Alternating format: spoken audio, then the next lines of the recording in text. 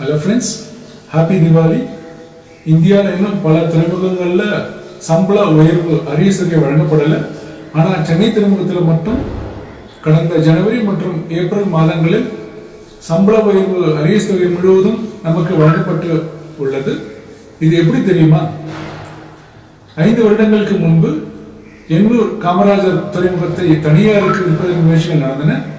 ஆனால் நமது சங்கத்தின் தொடர்ச்சியான வற்புறுத்தலின் காரணமாகவும் அப்பொழுது லேபர் ட்ரஸ்டியாக இருந்த நமது சங்க மூத்த நிர்வாகி தோழர் நரேந்தன் அவர்களின் வலியுறுத்தலின் காரணமாகவும் எண்ணூர் காமராஜர் துறைமுகத்தை சென்னை துறைமுகமே வாங்கியது. கடந்த சில வருடங்களாக சென்னை துறைமுகமும் எண்ணூர் துறைமுகமும் கணிசமான லாபத்தை ஈட்டியுள்ளது. இதன் காரணமாகவும் நமது சங்கத்தின் வலியுறுத்தலின் காரணமாகவும் நமது சென்னை துறைமுக பேரதிபரின் ஆணையின்படியும் நமக்கு சம்பள உயர்வு அரியஸ் தொகை முழுவதுமாக வழங்கப்பட்டு உள்ளது.